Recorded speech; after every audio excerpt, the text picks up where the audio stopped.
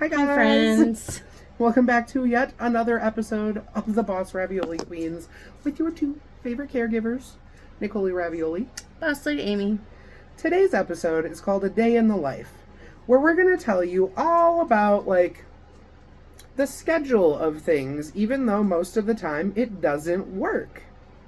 Because scheduling anything other than appointments in a caregiving job, good luck. especially because I'm in a day service, so that's like... It's a whole other level of wild. It sure is. All right, would you like to carry on with the shameless plug? Heck yeah. Not as satisfying. We'll get there again. No. Okay. Hi, hello. If you're new here, welcome. Oh my goodness. It's the can word. Yeah. Anyway. Okay, so we're the Boss Ravioli Queens. We have been doing caregiving together for a long time, but also we just have a lot of combined experience. 21 years to be exact. Yeah, that. And so we decided to start a podcast where we talk about it. All things caregiving, healthcare, trending topics, how they relate to caregiving. All the things. All of the things, yeah. And so you can come along on this journey with us and watch a new episode every week. Every week. You can also go back and listen to our old episodes for the audio-only version. However, we're not releasing audio-only versions at this time because priorities. Because we don't have the equipment. Because for most of that, you need a laptop. You need a laptop so you can download the software. I have a Chromebook. I didn't know that I was going to be doing this when I bought the Chromebook. Otherwise, I would have just gotten a laptop. Yeah. End of story. It's literally only when we record. It's only when we record. Yeah, so my dog is going crazy right now, and it's because we're recording. Guarantee it. The second we stop, he'll stop. Because Toby and Izzy used to do the same thing. I'm sure you remember. Anyway, so you can still go back and you can listen to all of our old audio only versions of our episodes. You can also go back and you can also watch all of our old YouTube videos, and then as well as keep up with the current ones. I feel like it's necessary to mention. Sir. It's okay. You can go put it up. I'll explain. I feel like it's necessary to mention that all of our old videos don't actually have video because we weren't recording video at that time. It's literally our logo with sound. Oh, that is a good thing to mention, yes. Yeah. Yeah. Yeah. So that's pretty much it. Dink. Dink. Okay, let's get into it. Yeah. So, if you work AM shift, those times range usually from 6 to 2 or 7 to 3. I worked one job where it was 8 to 4, and that was weird. Because that also means that the PM shift comes in at 4 p.m. 4 p.m. and stays until midnight, which was wild. But anyway, PM shift for a normal caregiving job would either be 2 to 10 or 3 to 11, and then either 10 to 6 or 11 to 7. I don't know how I said all that without messing any of it up, but that was good. That was impressive. I'm proud of me. It's actually kind of interesting. Now that I think about it, I had one job. Granted, it wasn't caregiving. It was working with at-risk youth. But I had a job where first shift was 8 to 3, and then I worked 3 to 10, and then Knox worked 10 to 8 a.m. Ew. Yeah, it was weird. I don't know. But I liked it. I didn't mind 3 to 10. That was fine. Yeah. But that's only 7 hours, and then Knox works 10. That's icky. I wouldn't have been on Knox there. Yeah, see, it was weird because we only had 2 Knox shifts because they did the 7 on, 7 off. So they had we only had 2, and then I was the full-time PM. I worked Monday through Friday, and then we had a full-time AM person Monday through Friday, and then we had a weekend warrior shift where they did, what did they do on the weekends? I think they might have done 12s on the weekends. Probably. And then we had one person that worked every weekend, but then was off during the week. So we really didn't need that many staff. The reason, I don't know if you were looking at the camera when my eyes got really big. After you said that Knox was 7 on, 7 off, that's why. Because that's 70 hours in 7 days because they work 10-hour shifts.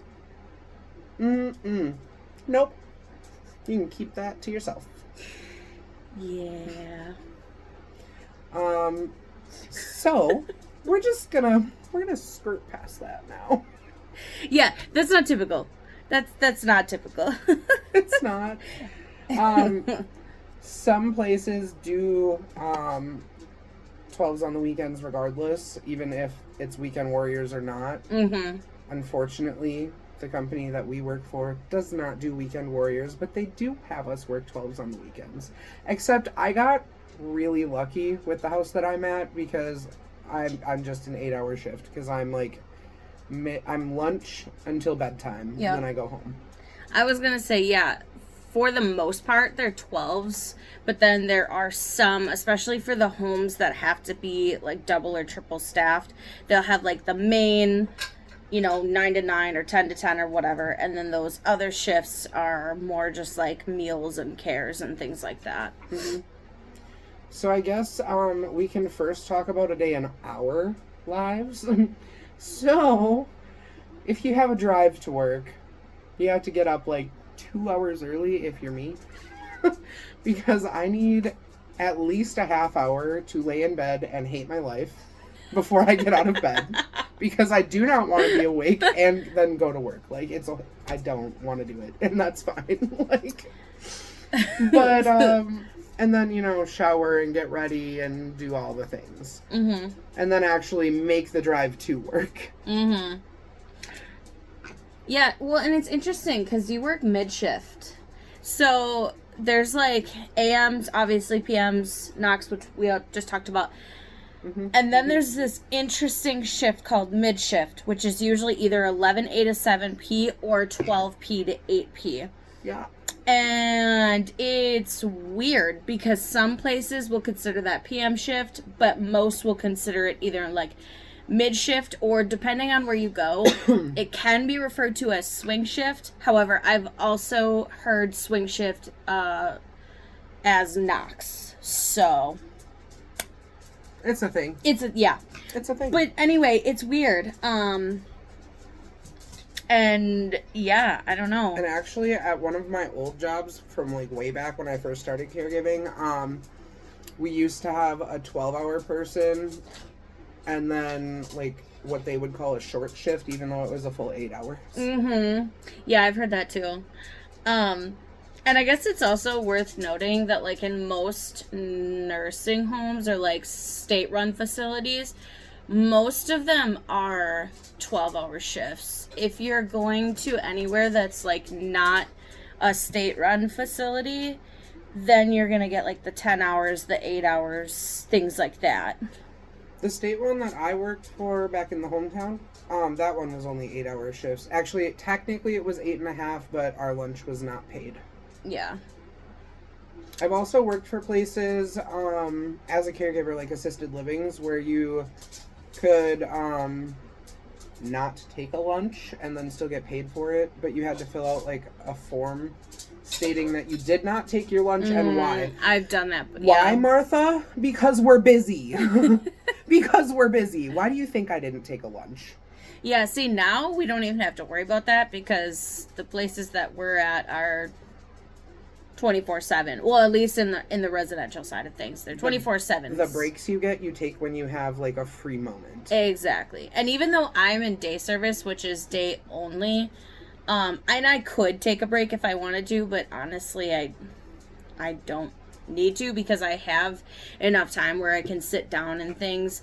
Especially now, the more that we've grown, the more staff that I've had to get because we didn't have a choice. When I was on the floor all the time, it was different, but now I kind of don't really have a choice. What was I about to say? Oh, don't know. I know what I was about to say. So I think since we've both worked every shift, I think we should kind of talk a little bit about how working each shift, like AM, PM, knocks, or like mid shift, kind of has to make you like adjust your life because it's all different. Well, let's go with the obvious. As someone who worked knocks prior to getting a mid-shift position, holy man. My sleep schedule was non-existent because I already have insomnia and anxiety and depression and all the things. So it's already hard enough for me to fall asleep, but then trying to sleep in daylight without blackout curtains is rough. So hard. And on top of that, my neighbors have really noisy kids. Like that. Yeah, I was gonna say, oh, you mean like that? Except, they so they would get home from school, and even though I live upstairs, I can hear everything. So they'll be like stomping around and doing things and whatever, and are you okay? Guarantee you he's hearing the neighbor's dogs get excited about something. Well, when I got here and he was barking, there were people walking their dogs outside. Mm-hmm. Yeah, so my downstairs neighbors have 3 dogs, and my dog has super hearing. Like, he has really, really, really good hearing for a dog. I feel like all dogs have that. They do. But he gets really, really excited when he listens to, like, anything. They could be playing, they could be eating, they could be outside. It doesn't matter what they're doing. He'll get excited about it. Yeah. Anyway, continue. So I was talking about my neighbor's kids. They stomp around really, really loudly, and sometimes it sounds like they're renovating the house. And then of course, my neighbor yells at them and gets upset. So I hear everything, and I'm like, I'm just trying to sleep, man. I gotta be to work in like 6 hours. It's really cool. It's really cool. Right. Not to work in 6 hours, but at least be up in 6 hours. So being on Knox, and I got kind of lucky because I talked to my boss into letting us do like a 5 on, 5 off, 2 on, 2 off, I think it was. So the 5 off was really nice, but the 5 on, after having 5 off and like getting back to some sort of normalcy with my sleep and everything, and like being able to hang out with friends, yeah, it's hard. It's really hard. So if you're thinking about taking a knock position, prepare yourself for that, because you're not gonna like, especially if you don't have a job where it's like a 7 on 7 off, or like what I described. If you get like a day off in between, and it's not multiple days off in a row, you're spending that day sleeping unless you stay up all day, and that makes you a zombie. So kind of like pick your poison. Yeah. Okay, so I used to work Knox a really long time ago. She did Knox more recently. And I was on Knox for like 2 years. And I really actually enjoyed it a lot.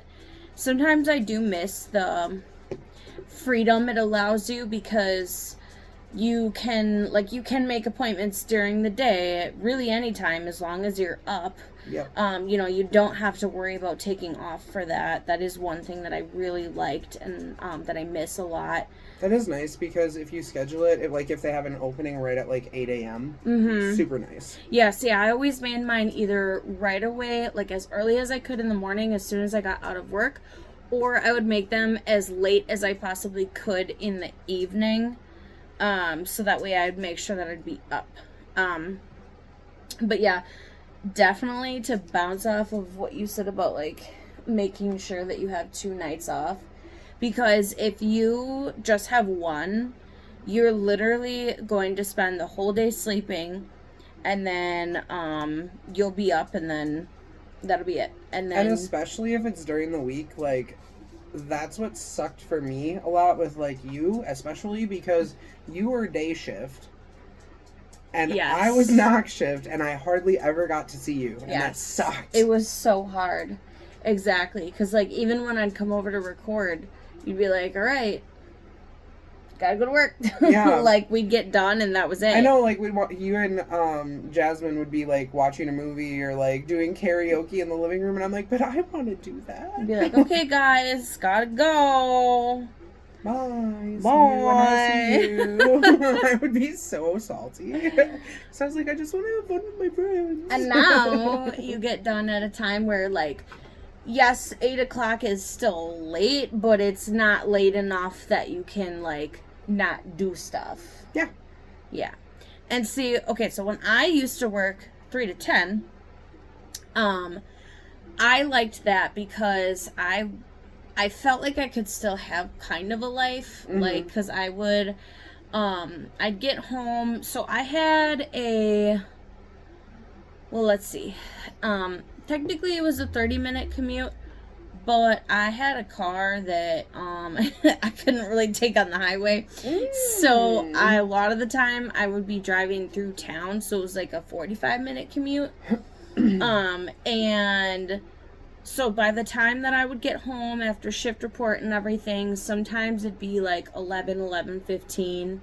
And then I would, like, you know, do what you do after work, watch TV, watch a movie, whatever. Usually eat dinner because you don't have time. Yep, I would usually eat, so, and then, of course, by that time, after relaxing for a couple hours, I would go to bed around, like, 2 or 3 in the morning, and then I would wake up around, like, noon, 1 o'clock sometimes, depending, and it's kind of weird because, like, you kind of feel like you're sleeping the day away, but then at the same time it's like, well, wait, I don't work until 3 p.m. So, like, that's reasonable, you know? Well, that's like, so one of my old friends, from when I first started caregiving as well, the one that I lived with, she was like, you should just come to AMs. And I'm like, I'm not a morning person though, girl. And she was like, but you should, because then you actually have a day afterwards. And I'm like, I have a day now. Right. It's just a matter of how you spend it. That was my very early 20s. I think I was like 22, 23. And, like, I was all about the bar life. I was out after work almost every night because, well, it's what we do here. There's a bar on every corner. Right. So... and a church next to it. But then, like, that's so true. But then she wouldn't come with unless it was her weekend off because she had to be up early. And I'm like, you should just come to PMs. Yeah, well, and that's the thing is, like, you know, I used to feel that way too. Like, oh, let me just get day shift and then I'll feel better. Well, newsflash, day shift didn't. It doesn't feel better because no matter which way you try to slice the pie, you're still going to get 8 pieces. So, like, you're considering yourself as having a day. Me, not being a morning person, I don't sleep well already. I have to get up super early.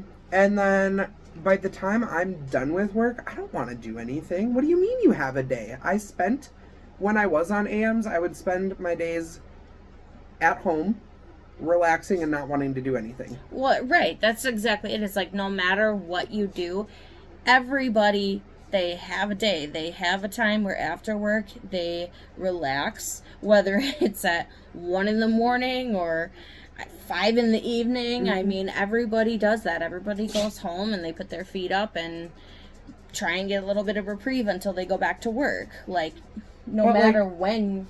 I definitely do understand why she wanted it that way, though, because her boo Fang, who she's now married to, by the way. They got kids. They're super cute. Anyways, he worked a day shift, I believe. So they wanted to be have time together after work and stuff. And that's completely understandable. I mean, I work day shift now. I have for years. And honestly, as somebody who worked... Might be.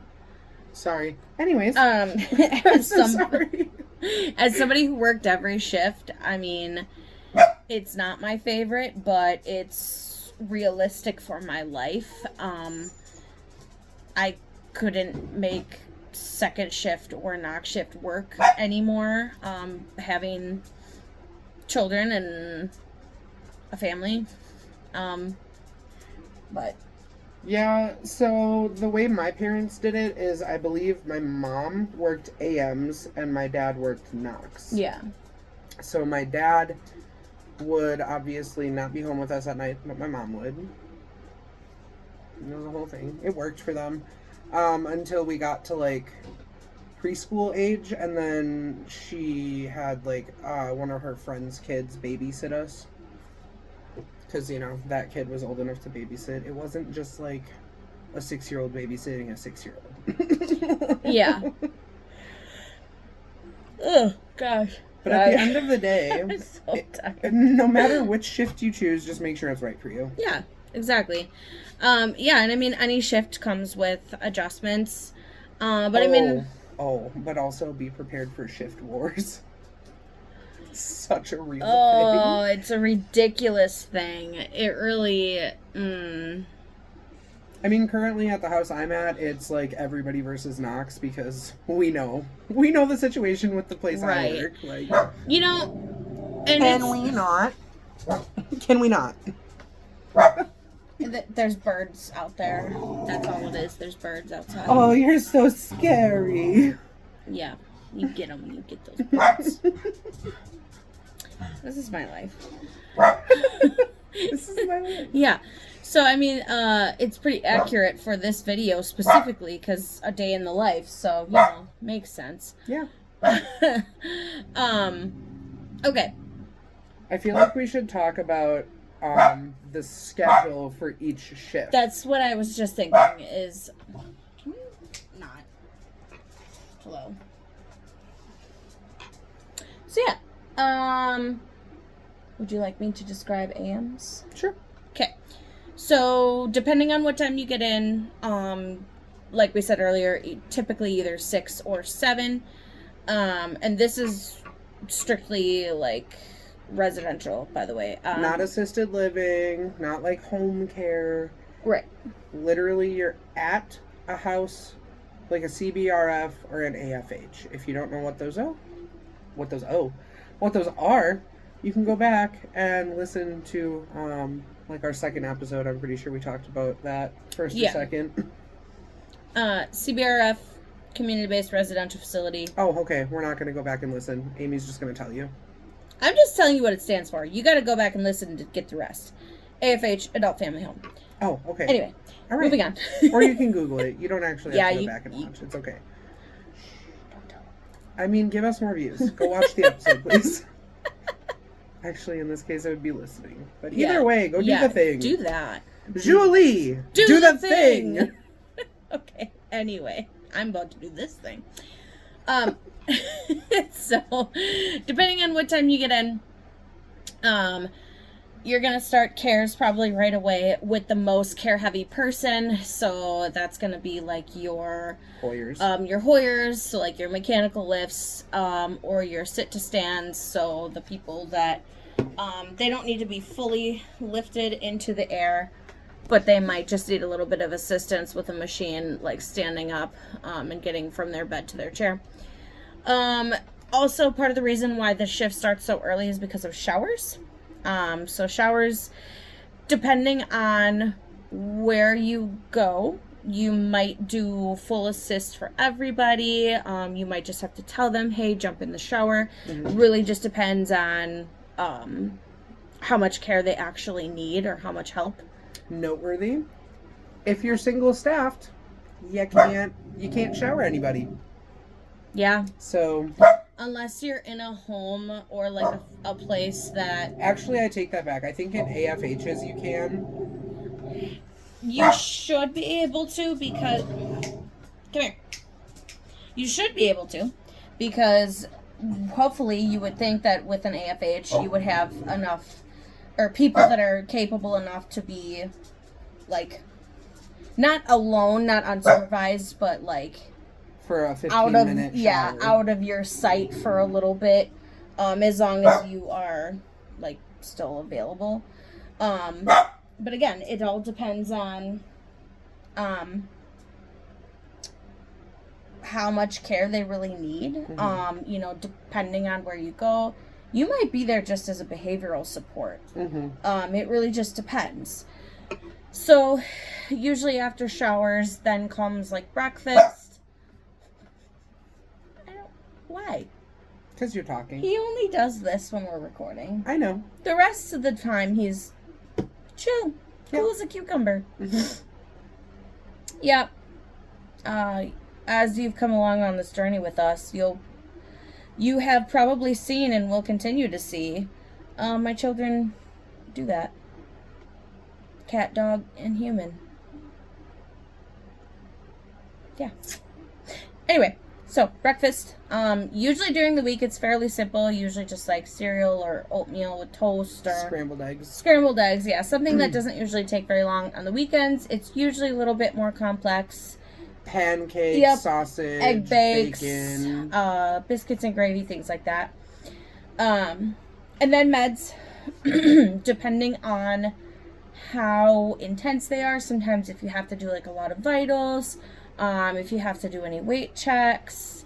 The ones that can't eat unless they've had their med like a half hour before. Yep. So sometimes, especially for thyroid medications, you have to wait 30 minutes before on like an empty stomach.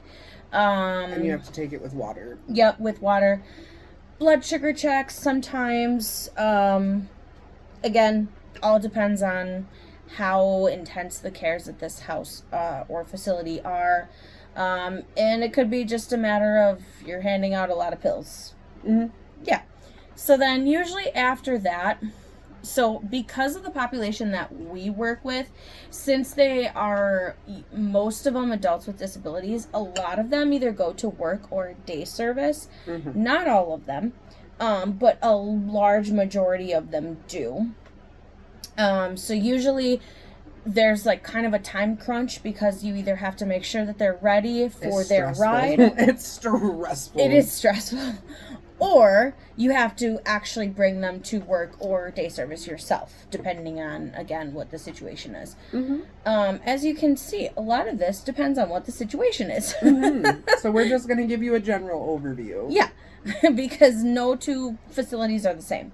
Nope. Not even when you work for the same company. Nope. That's just it, is that every single one's different. But that's what I like about it, is because when you pick up at other houses, it's never going to be the same. So then usually there's like the rush of getting them out the door, and then sometimes, depending on if you have to do the transports yourself, if you're single staffed, even if not all of them go to work or day service, they're going with you. Yeah, they're going with you. So sometimes you have that crunch of like, okay, come on everybody, like let's go. Like I was a lead at a home like that, where I had to get everybody out the door, even though I only had to drop 2 of my members off, and I had 4 members. But every day I had to get, because we were single staffed. Which? Way when I first started. Oh. Way back when. Okay. And so yeah, I had to get them all out every day. Every day.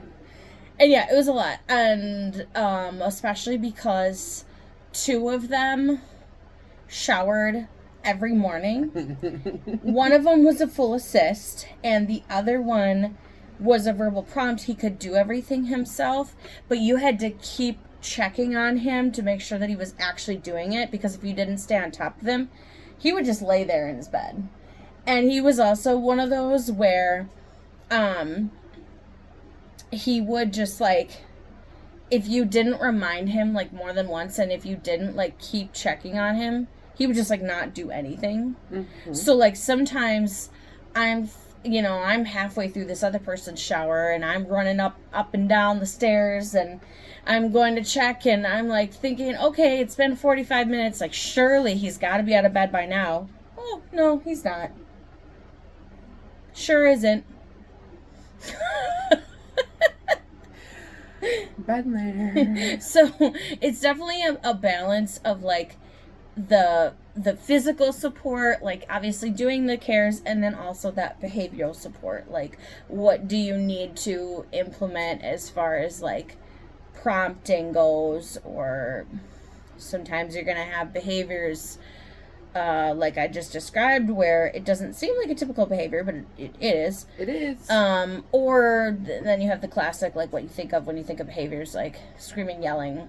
No, my favorite. I'm not doing that sort of thing. My favorite is the attention seekers. So, like, if you're single-staffed and you're doing that shower, that attention seeker is going to come right out as soon as you exit the door of the bathroom, and they're going to need you for something and or have behaviors because you're not paying attention to them. Or they'll try and get in the bathroom. Oh, yeah. Yep. Been there. Samesies. So, yeah, that's the morning rush, and then usually it's just a matter of, like, trying to keep up with, you know, putting all the stuff from the shower away, making sure that everybody is dressed dry, so, like, those who are incontinent, they're washed up. If they don't take a shower, you have to wash them up, so sometimes, you know, that means just, like, with a body wipe, or it can be you do, like, a really quick washcloth. Yeah, no rinse cleanser, or like washcloth with soap. And then deodorant, brushing teeth, that stuff's all important. Easily forgotten. You know, I like to always think of it as if I do it for myself, I'm gonna want it done. Like if I was a resident at this place, I'd want it done for me. Yeah. Because I don't feel right when I don't hit all the marks. There's certain things that I have to do every day, and if I don't do them, I feel icky. Yeah, incomplete. Mm-hmm. So if you wouldn't feel right skipping it for yourself, don't skip it for your residents. Facts. So then after breakfast, most of them are going to have the same routine every day, and most of them do the same thing, and they're happy with it. So if you don't have people that you have to drop off at work, or they get picked up or whatever, most of them are just gonna chill, and that's their prerogative. And most of them watch TV or have certain toys they play with, or color. Yep, color. And don't disrupt that routine. Even if you want them to try something different, if they don't want to, that's fine.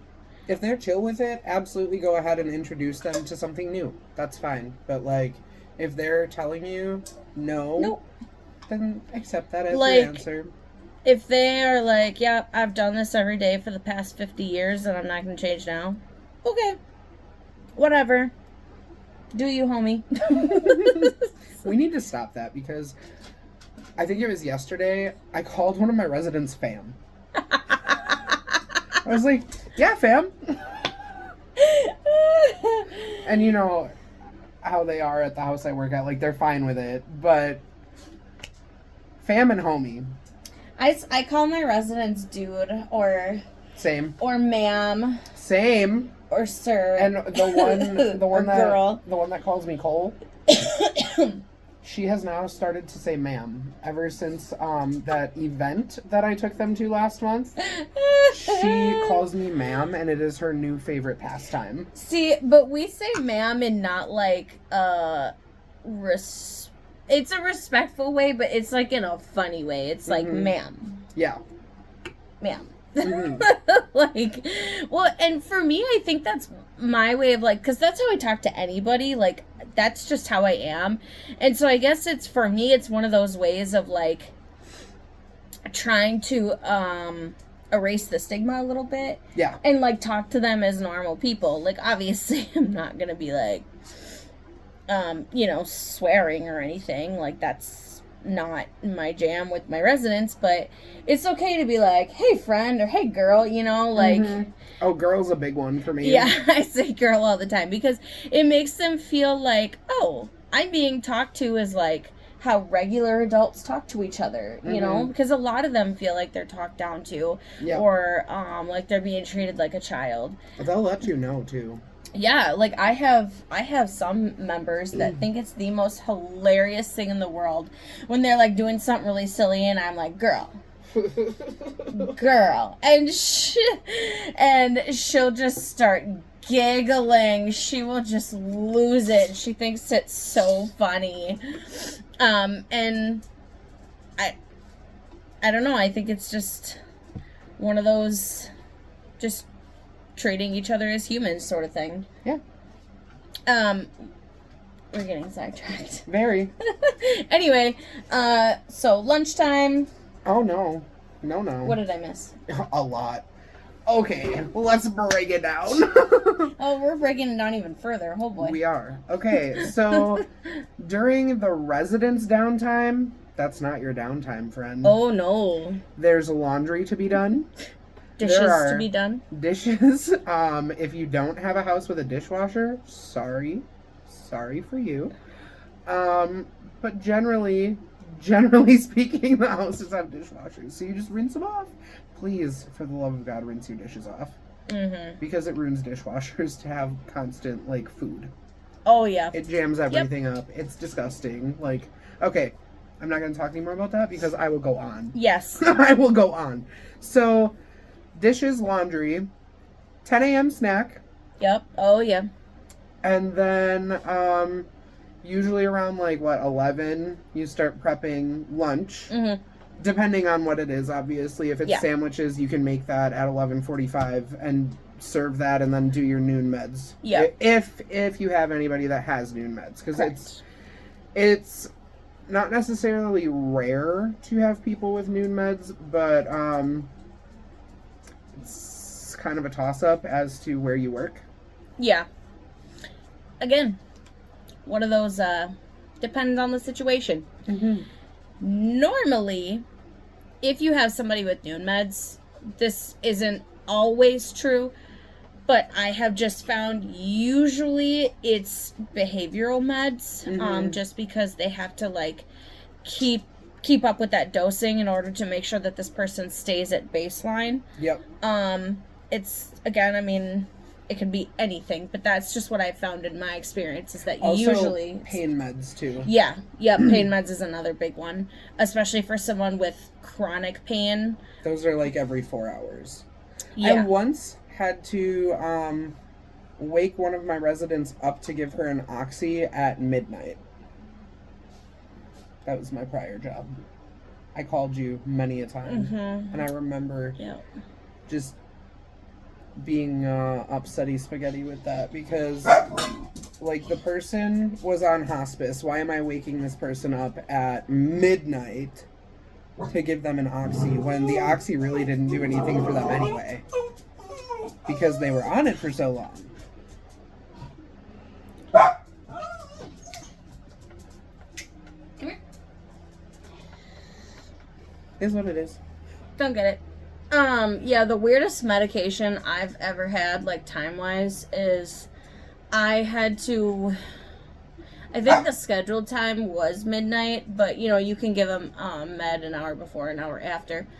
I had a lady who had a thyroid pill at, midnight. That's weird. Yeah, because they wanted to make sure that I think it might have been, an extended release or something, because they wanted to make sure that there was at least 8 hours in between when she had it and when she ate breakfast. That's fair, I guess. And it was really odd. I didn't like it, and every day she'd get super upset when we had to wake her up, but I was on knock, so I had to do it. Or that one person where you were my boss...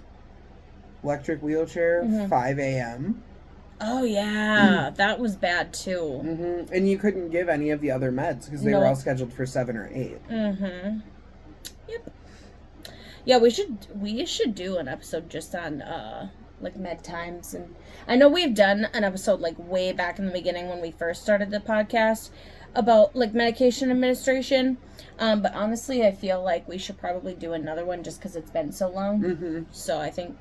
Stay tuned for that. Also, to double back off of what I was saying about it's not downtime, it's still not downtime because every 2 hours, if you have people that need help with going to the bathroom and or are in bed and need to be changed, every 2 hours, friends, every 2 hours. Mm-hmm.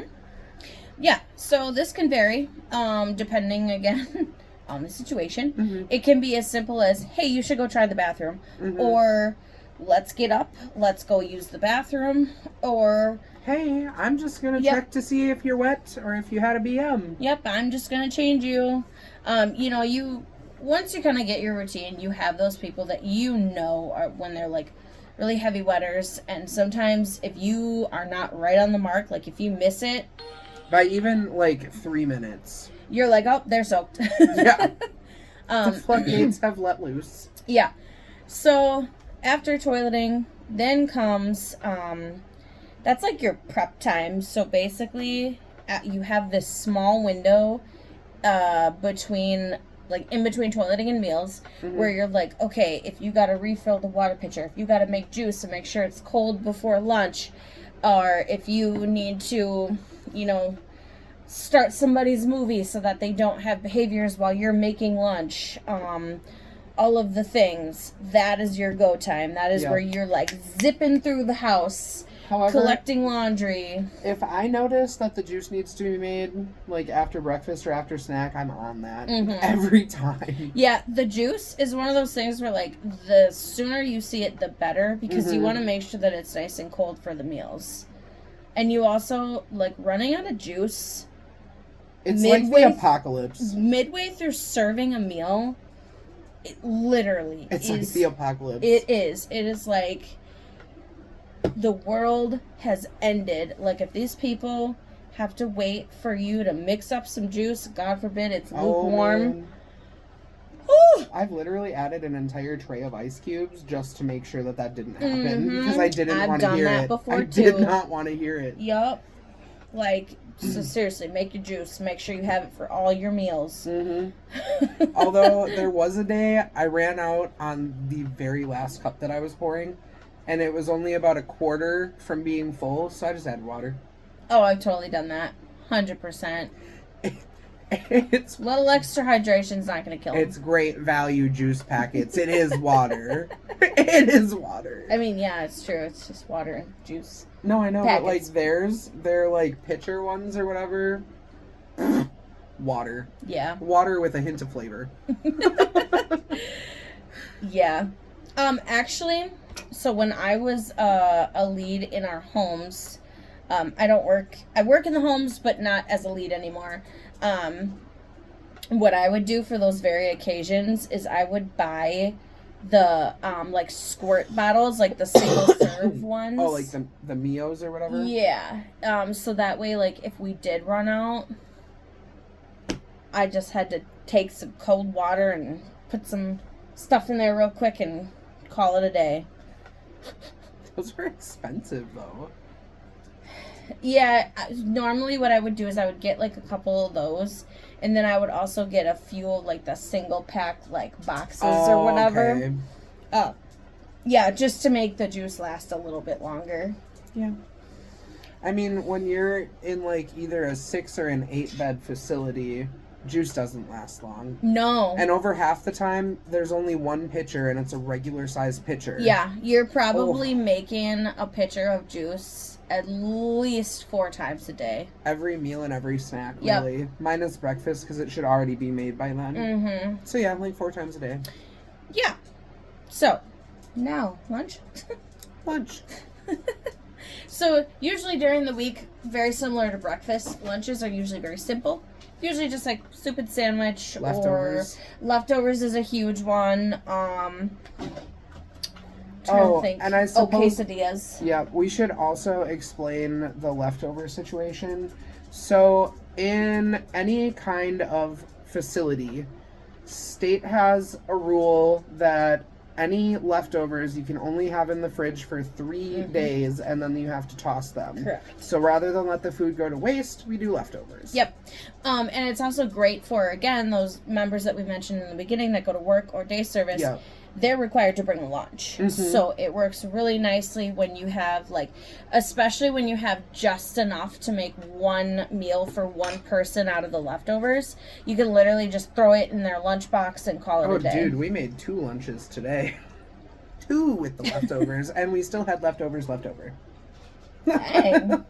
That's okay. That's a rarity because usually. Oh, not at mine.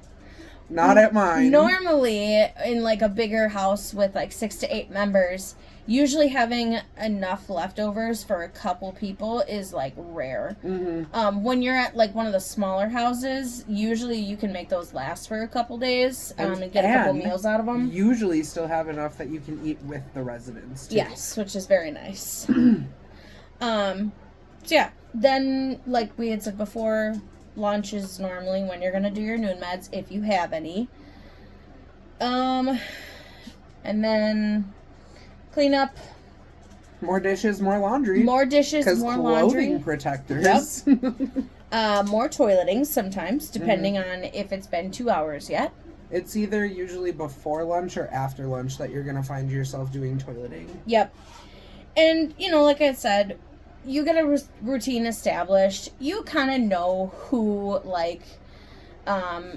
needs to go right on the hour or every 2 hours or whatever. And then you also kind of know, okay, I can push this person out 3 hours or 2.5. Like, you start to kind of know, you get to know them and their routines and stuff. Yep. So, yeah, then it's kind of just rinse and repeat. It's mostly just toileting, cleaning up after yourself, charting. Charting it's hard because you don't have like a designated time where you can sit down and chart. Like, you have to get it in throughout the day while you can. Yep. And so the program that the company we work for uses, everything has a time on it. Yeah. So, you could be charting at the end of your shift because it was a super busy day, and something at 7 a.m. is going to show that you charted it at 2:55 p.m. Mm-hmm. And they're going to be like, what happened there? Yeah, they want you to chart in real time, which just essentially means as you go. So, after you did the care, you should go back and chart it. However, in the real world, everybody knows that's not how it works. It's not realistic. As long as it's done, as long as everything is not still open at the end of the day, you did good. You did good, kid. Keep up the good work. And then PMs. You want me to take that one? Yeah, but I suppose we should talk about shift report first. So shift report is basically just the person. What shift report? Right. It's the person replacing you. So you kind of just give them an overview of the day, how everybody was, if anything significant happened, major behaviors, falls, anything like that. Realistically, it should only take a couple minutes. Sometimes, depending on what happened, it could take way longer. It just depends. And also, if you have someone that likes to talk a lot and keep you there longer, yeah, that happens too. Usually, unless it's you or someone that I actually like that I work with, those are the people that I will sit around and talk with. I have learned throughout my time as a caregiver that it's okay for me to be like, hey, I gotta go. Have a nice day. Yeah, literally. It's like, dude, I was being paid to be here. I'm no longer being paid because I clocked out since you got in. So, deuces, man. Bye. Oh, we missed a very big thing. Narc count. Oh, yeah. So, every house, it's rare if you have a house that doesn't have any narcotics. But the houses that do, which is pretty much all of them, have narcotics. You have to count them each shift with the oncoming shift. So, depending on how many residents you have and how many narcotics they are on per person, that can take a very long time, or it can be something as simple as like a nasal spray for if somebody has a seizure. You know, you get a box with 2 of those in it. That count's done. There's 2, and that's the only narcotic in the house. Yeah. I am not so lucky, but I also don't have a crazy amount to count either. So, yeah, that varies in time depending on the situation as well. So, there's a couple times when it gets really confusing. One of the times is when it is... So, there's, different classes of controlled medications. So depending on the number, like Schedule 1, Schedule 2, you mean? Yeah. Mm-hmm. So, like, depending on the number, sometimes they have to be counted more than just, like, with shift change. And then sometimes they only have to be counted once every 24 hours. So it gets really confusing trying to keep up with that. So the best rule of thumb that I always practice is just every time the keys have been exchanged. Yep. So you shouldn't ever really, like, realistically, unless something major happens, you shouldn't ever need to pass the med keys to somebody else during your shift. You can just hang on to them, especially if you're going to be doing the meds the whole time. There's no reason for you to give them off, or like away, unless you're leaving. Yeah. Or in some cases, because I know this happens frequently at the house I work at, like one of us will do 4 p.m. meds and the other person will do 8 p.m. meds. Mm-hmm. Especially if there's like a shower that needs to get done around the same time and I'm the designated person and I have the keys. Well, my coworker's getting the keys so I can do the shower. Right. Because if I'm in the bathroom with somebody and something happens where someone needs a med, I can't have those keys on me. Mm-hmm. Yeah. And so then technically you could do narc count during that key exchange. Mm-hmm. And then you wouldn't necessarily need to do it again at shift change, but it's best practice to always do it at shift change as well. Yep. So yeah, it can get a little bit confusing. And then, the reason that narcs are taken so seriously, obviously, is because they're, narcotic medications. And so per the state, they have to be double locked.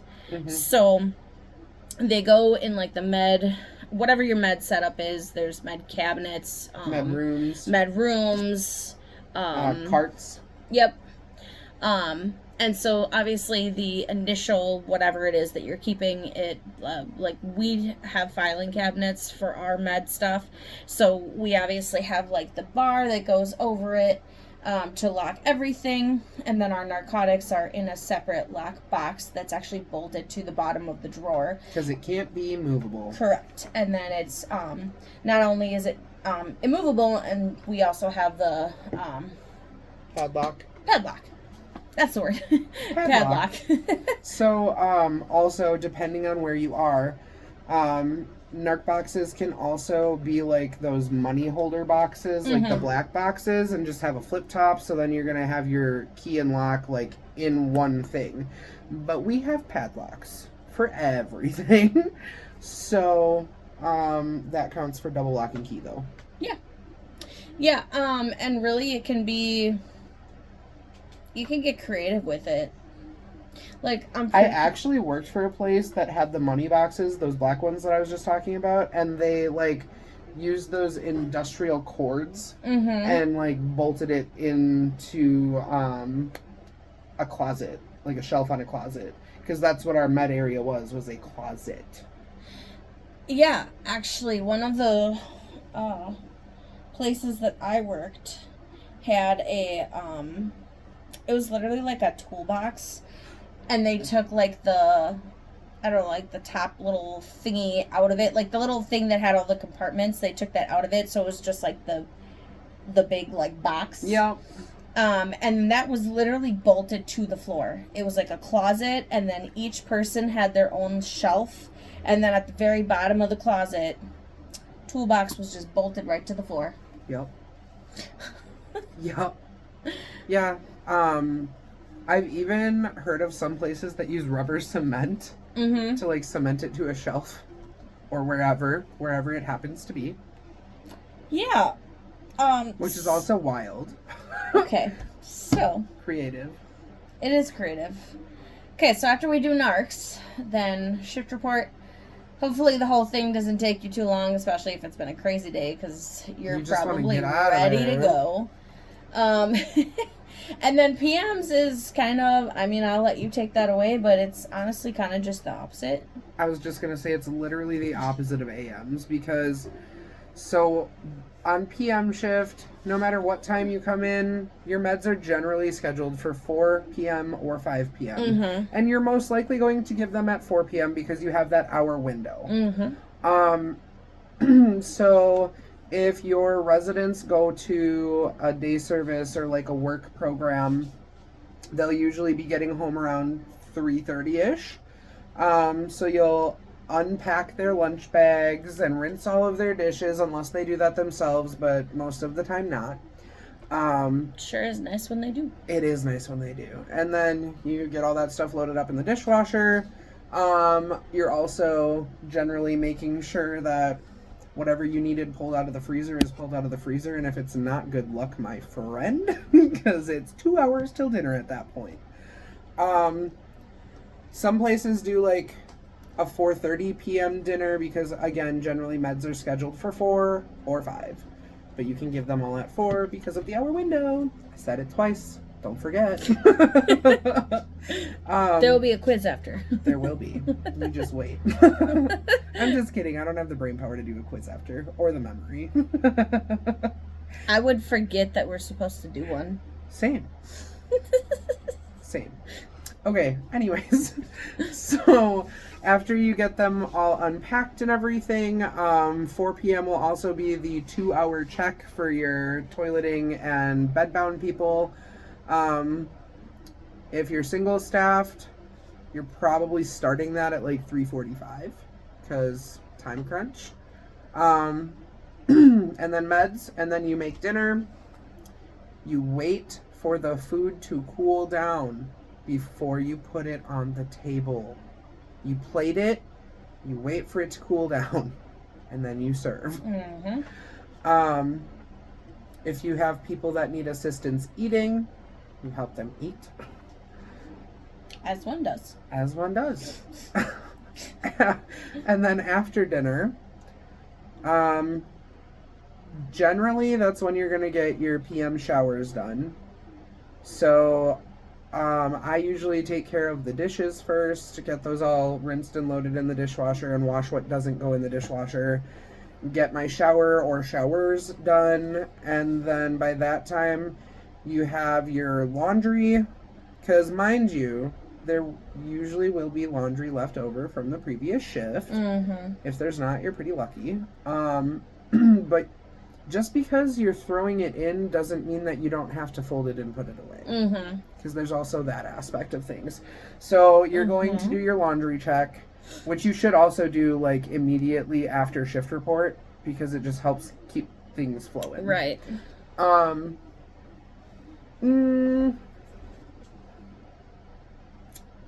Showers. After showers, laundry, because you always pull that resident's laundry on a shower day unless it's like an every other day kind of situation, or like an every day, then you wait for the basket to get a little more full to make a full load. Mm-hmm. Provided that you don't have like personal towels. Yeah. Because if you have personal towels, you're doing the laundry. Yeah, because like typically on a person's shower day, all their laundry gets pulled, and then you also change their sheets. But again, if this is like, if it's in their care plan that they shower every day or every other day, that's just unnecessary. Yeah. And nobody needs their sheets changed every day unless they're that incontinent. So for the house that I'm at, it's we switch off weekends on which residents' bedding gets pulled. So like my weekend, I have 2 residents that I change their bedding. On my coworker's weekend, he has 2 residents, and then the other 2 heavy wetters. So I wish I was that ambitious to change my bedding that often. Dude, it would be so nice. But also, I don't have the sheets for that. Yeah, same. Okay, so then after you're done getting your laundry put in and everything, 7 p.m. is meds and snack. So you're going to... See a lot of repetition here. Yeah, you're going to get your snack ready. Or your snack. You're going to get their snack ready. I mean, sometimes it's also your snack if you're freaking hungry. Sometimes. So you're going to get snack ready, and then you're going to pass your meds, and then check your CPAP machines. Make sure they have a good amount of water in them. It's where it needs to be. Generally, Bedtime, I was going to say is around 8, and I think I combined bed and 8. Yeah, probably. It's late. It is. So bedtime is generally between 8:30 and 9, because then they have their wind down time and chill, relax, watch a movie, do whatever they do. And then they go to bed, and you have 2 hours to yourself, pretty much, other than your toileting and changing people in bed. A lot of them will like get into their pajamas right after dinner, so that way they can just like chill all the way up until it's time to go to bed. I may have forgotten about brushing teeth. Oh yeah, I did the thing.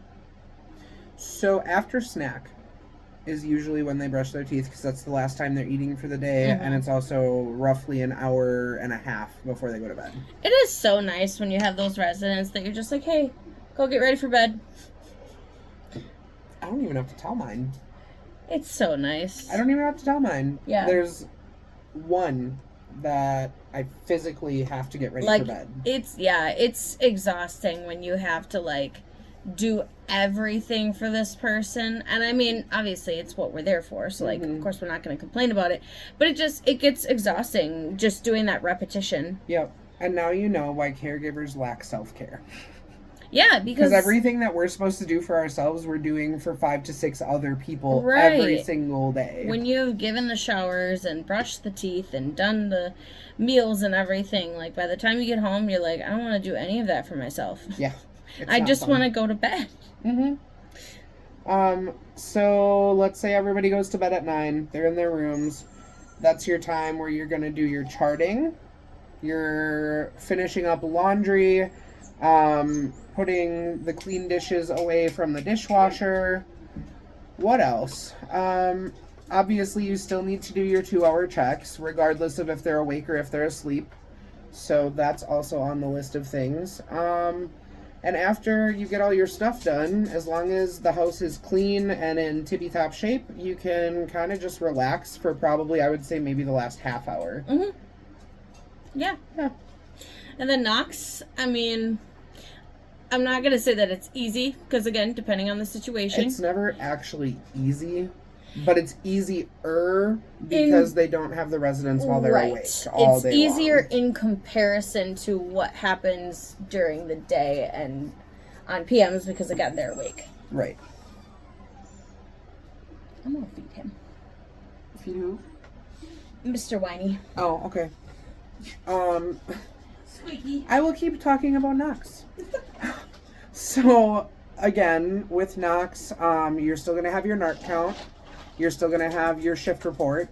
When all of that is done, generally you do your first set of 2-hour checks, because Lord only knows when the people were checked on last sometimes. Regardless, though, if you come in at 10 p.m., that's your 2-hour, because it's going to be 8, 10, noon, on and on. So I would always do rounds first after PM's left, and then you have a whole list of cleaning that you have to do. There's very much cleaning, because that's pretty much what Knox is for. They clean. I've worked at places where I've had to prep meals for the next day. So like if it's a casserole, you literally cook the casserole, you put it in a baking dish, and $3.50 for a half hour.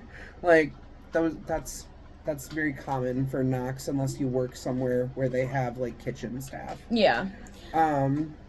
Peeling potatoes is a big one, or chopping vegetables, chopping fruit, baking a dessert, another big one, pouring all the drinks. So like I worked at a place where we did drink trays for each meal. So we would do each like juice flavor had its own tray, and then we also did like several trays of water. And we had to prep those every night for the whole day. So like for all the meals and snacks. So again, smaller scale facilities, generally you're not going to be doing that. You're going to be pulling your frozen things that need to be pulled for meals the next day. So, I don't know, like ground beef, pork, chicken, whatever. And then if anything's needed for breakfast, so bacon, And if they don't have the brown and serve sausage, then you would obviously pull that as well. Once your cleaning is all done for the night, you're like scot-free because you just have your 2-hour checks. And maybe, like we said, like meds at midnight or 5 a.m., which is wild. It's wild. Occasionally, you might get some residents that have behaviors overnight. It varies. Sometimes it's like anxiety, sometimes they just fight their sleep medication, sometimes it's dementia and they don't know what time of day it is.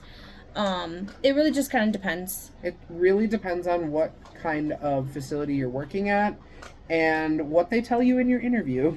Because sometimes them bitches lie. Yeah, a little bit. And then usually you might have to do a shower on knocks. Sometimes there are people that are like really early risers and their internal clock is just set to like every day at 5 a.m. You hear them shuffling around and you're like, well, might as well just get them up because they're up for the day. You know they're not going to go back to bed. So you do have those every once in a while. And those are usually like super easy. Like usually it's not anything too difficult. And getting up more than one person around that time is usually pretty rare. Yeah. And then... Unless it's my last job where I was expected to have 3 people ready by the time AM shift got there. I never did. Yeah. I never did. And actually, it No, because you were alone. Yeah, I was alone with 15 people. So I would usually do, like, my hospice person, because they were mostly bedbound. I would do her cares and get her semi-dressed. It depended on if she was wearing, like, a hospital gown or whatever she needed at that point. And then if someone else woke up, I would do their cares because they were up for the day. But generally speaking, if someone is not awake at 5 a.m., I'm not going to wake them up at 5 a.m. That is an ungodly hour to be awake for the entire day. And it's pointless because they nap. They're tired, so they nap. And then they don't sleep at night, so then I have to deal with it. See, so like so when I worked in a 30-bed CBRF, we were expected to get up 5 people. But that was because, well, A, there was 2 of us, and then B, all of the people that I got up had dementia, so they were already up. They had 0 idea what time it was. That's fair. And so, like, a lot of the times they would start waking up around 3 a.m., and then if they weren't back in bed by, like, 4:30, I'd be like, all right, at 5, I'm coming back to get you up. You just, like, almost, just, like, trying to take out a chair. Hit the chair, and I was like, oh, I didn't know we moved that far. Yeah, so I had a few residents that I would every day, like, they would religiously, their internal clock was set, they would get up at the same time, and I'm like, all right, whatevs. Yep. And there really wasn't many cares for those specific people. English is hard. It is hard. So it was mainly just a matter of, like, again, being that behavioral support, like, yeah, so it's not whatever time you think it is. It's 5 a.m. You're home, you're safe, wherever you think we are right now, fam. We're not. Stop. Stop it. Because I'm going to continue to call my residents homie and fam. Yeah, so that's Knox. Yeah, in a nutshell. Yeah. Very quickly, because this episode it's a long one. Yes, it is. So I'm just gonna give, like, a really, really brief overview of day service. Honestly, we might have to just, like, split this into a part 2 maybe for later. I was not expecting this episode to go so long. I also was not. But I mean, it's good, though. If you want to do a quick overview of day service, and then we can touch on it in the next episode. Yeah. I mean, obviously, day service, it's self-explanatory. It's open during the day. I don't like to describe it as an adult daycare because it's not. However, that is the most common question I am asked when people have never heard of a day service before. They'll say, "Oh, is it like an adult daycare?" And I'm like, no, but yeah, for lack of a better term, yeah. Right. But we do a lot of really fun stuff. It's a place where they come and hang out during the day. We do a lot of crafts. We do a lot of games. We do tons of outings. We try and get people out every day. So yeah, we'll kind of like really dive into it more, but... Also events. Yes, we do a lot of events. We do this really fun thing throughout the summer. So last year we tried it as a experiment, and it ended up being so well that we decided to make it an annual tradition. So we do what's called summer field trips. So at the end of each month in the summer, so obviously June, July, and August, we do a huge thing where we get people out and about, and we go all over our state. So this year we're doing a really fun like amusement park for June. And then in July, we're doing a camping experience. So obviously, because we don't do anything overnight, we're reserving a shelter just for the day, or like a campsite. S'mores. Yes. So we're going to do a camping experience where we'll do like a fire, we'll do the s'mores, we'll do the hot dogs, we'll do all of the fun things. People will probably get the chance to, do some hiking or whatever. And then for August, we are doing I haven't decided because it's a drive-through zoo, but you can also walk through it. So I think what we're going to do is the members that we have in our wheelchairs are going to drive through it, and then the members that can walk are going to walk through it. And so that's really fun as well. Sounds awesome. Yeah. Also, can y'all believe it? She comes up with all these things. So we do all kinds of parties. This year this is our second time doing it. We're doing a carnival. I'm excited. Yeah, so we literally turn our whole facility into a carnival. It's insane. It's unrecognizable. We did it 2 years ago, but if this one is a huge success, we're going to make it an annual tradition, and I don't know why it wouldn't be. Yeah. But it was insane. We literally turned the place into a carnival. We had a dunk tank, we had a cotton candy machine, we had this amazing table set up where people could eat, and we had all these different games and prize stations, and yeah, it was crazy. We had this awesome photo booth with chickens and bunnies, and it was wild. It was a wild time. So yeah, we do a lot of really fun stuff, and I will get into that more, I guess, in another episode. Yeah. Am I gonna Julie now? Yeah. Do the thing. Do the thing. Okay, so, gosh darn it. She about to start a fight, y'all. With a chair. You can find us on Facebook and TikTok at Boss Ravioli Queens. You can also find us, email us. Wow, my brain's on autopilot. Mm-hmm. You can also email us, bossravioliqueens@gmail.com. Don't forget to like, subscribe, and hit the notification bell so you can know every single time we post an episode, which is once a week, by the way. Yeah. That. Until next time. Bye.